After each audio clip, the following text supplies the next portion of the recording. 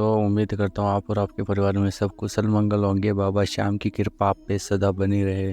श्याम भक्तों, आज एक सच्ची कहानी सुनाने वाला हूँ। दिल्ली के रहने वाले किशोर राज की ये कहानी है। इसे खाटू वाले ने मेरे श्याम ने उनको को से बाहर निकाल दिया। उनकी कैसे सारी विपदा हर ली बाबा श्याम ने। श्याम भक्तों, आज वीडियो में आगे बढ़ने से पहले श्याम महिमा को लाइक और सब्सक्राइब अवश्य करिए। किशोर राज जी एक सरकारी अस्पताल में नौकरी कर रहे थे और एक साल बाद में वह रिटायर होने वाले थे। किशोर राज जी और उनकी पत्नी दोनों खाटू श्याम जी के बहुत बड़े भक्त थे। वह दिन रात बाबा श्याम की पूजा करते थे। वह दिल्ली में श्याम मंडली के सक्रिय सदस्य थे। किशोरी लाल जी ये श्याम के कार्यों में मदद करते थे। श्याम बाबा का जागरण और खाटू श्याम जी की यात्रा में आदि में सारे में भाग लेते थे। किशोर राज जी का एक बेटा था सौरभ। किशोर राज जी का बेटा एक कंपनी में अच्छी पोस्ट पे था। उसकी पत्नी काफ़ी तेज थी। वह अपने सास ससुर को पसंद नहीं करती थी। किशोर राज जी और उनकी पत्नी शांत रहते थे अपने घर में। वह दोनों श्याम प्रेमी थे। घर में कम समय बिताते थे और श्याम के कार्य में ही रहते थे। साल बाद जब किशोर लाल जी रिटायर हुए तो उसके बेटे ने सोचा कि पापा को तो खूब सारे पैसे मिलेंगे। उनके बेटे ने सोचा कि मैं बेला फुसला के पिताजी से सारे पैसे ले लूँगा। वह माता पिता से बात की परंतु वह नहीं माने। तो वह सौरभ और उसकी पत्नी उनके माता पिता से चिढ़ने लगे थे। किशोर लाल जी घर में कम पैसे देते थे क्योंकि उनकी अभी पेंशन आती थी, जिससे घर का बोझ सौरभ के कंधों पे आ गया था। एक दिन सौरभ कहा अपने पिताजी से कि इतनी सी आपकी पेंशन मिलती है और उतने से में ही आप खाटू की यात्रा के अंदर खर्च कर देते हो पैसे को। घर का खर्च बड़ी मुश्किल से चल पाता है। आप इस सब को बंद करके आप घर पे बैठो, अपने पापा को बोला सौरभ ने। इसके बाद उनके पिता ने बोला कि मैं बाबा के खिलाफ एक शब्द भी नहीं सुन सकता। जितना भी जीवन है वह बाबा श्याम की ही सेवा में ही निकलेगा। वह बोले मैं अपने पैसे का कुछ ही करूं। फिर एक दिन सौरभ ने कहा अपने माता पिता से कि 1 महीने के लिए आप कहीं और चले जाएं घर से। हमने कहा कि मेरे ससुराल वालों ने इसी शहर में अपनी लड़की का रिश्ता तय किया है, तो वह यहीं पे आके रहेंगे। 1 महीने बाद हम आपको वापस बुला लेंगे घर में। किशोर लाल जी समझ गए कि जब तक मैं अपना घर चला रहा था तब तक मेरी कदर थी, अब कदर नहीं है। यह सुनकर उनकी आंखों में आंसू आ गए और उनकी पत्नी भी रो रही थी। उनकी बहू और बेटे ने उनसे मुंह फेर लिया था और वह रोते जा रहे थे। उनके माता पिता उन दोनों को सिर्फ खाटू श्याम जी का ही सहारा था। तो वह अगले दिन खाटू श्याम जी के दरबार में पहुंच गए। बाबा के सामने वह पहुंच गए और बाबा से कहा कि मेरे को कैसी ऐसी भूल हुई है जो मेरे को ये दिन देखने के लिए पड़ रहा है।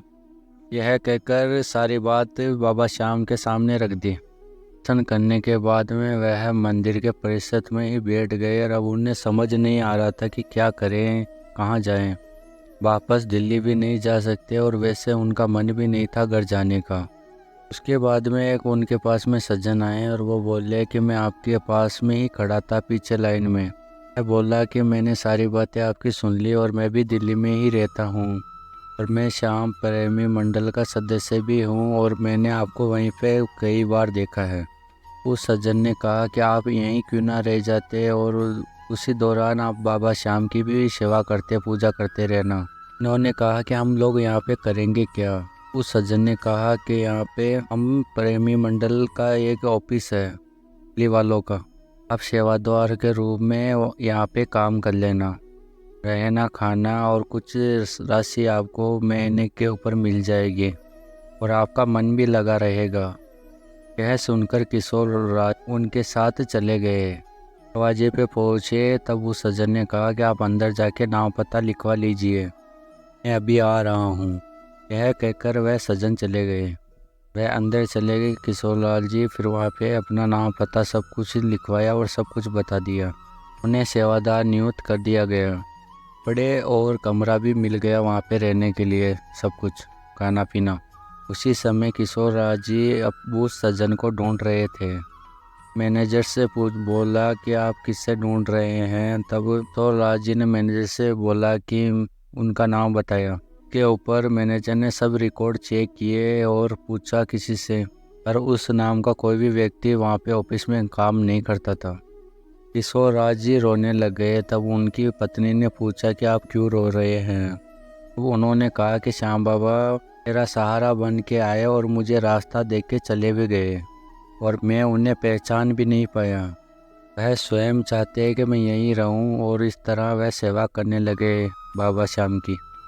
एक दिन उनको कहा किसी व्यक्ति ने कि आपके घर से कोई आया है और आप ऑफिस में चले जाइए। किशोर जी ने देखा तो उनका बेटा उनकी बहू अपनी माँ के चरणों में रो रहे थे। किशोर जी को गुस्सा तो बहुत आया, पर उनकी पत्नी ने कहा कि इसकी नौकरी चली गई, इस शादी के लिए हमको घर से निकाला था वह भी छूट गई, इसी कारण इसकी ससुराल वालों से लड़ाई भी हो गई और इनका हमारे सिवा कोई सहारा नहीं है। पर सौरभ ने फिर अपने पिता के पैर पकड़ लिए और कहा कि जिस दिन से आप घर से गए हैं उस दिन से सब कुछ चला गया। मुझे ऐसा लगा कि जैसे कि श्याम बाबा का हाथ मेरे सर से हट गया। मुझे माफ़ कर दीजिए, मैं काफ़ी समय से आपको ढूंढ रहा था। दिन श्याम सज्जा ने एक श्याम मंडल से आए और उन्होंने सब बताया था आपका नाम सौरभ ने बताया। तब किशोर राज जी ने कहा कि वो खुद श्याम बाबा आए थे तुम्हारे से मिलने के लिए, तुमको बताने के लिए हमारा पता। मुझे भी यहाँ तक उन्होंने ही पहुँचाया है। कि किशोर राज जी ने कहा कि माफ़ी मांगनी है तो बाबा श्याम से मांग और उनके दर्शन करके आ। पूरे परिवार ने श्याम बाबा के दर्शन किए और सौरभ अपने माता पिता को लेकर दिल्ली आ गया। कुछ समय बाद सौरभ को नौकरी भी मिल गई। श्याम बाबा की कृपा इस परिवार के ऊपर बरसने लगी। ऐसी कोई मुश्किल नहीं जिससे कि बाबा श्याम उसको अपने भक्तों को निकाले नहीं। श्याम भक्तों, आपको एक वीडियो कैसी लगी?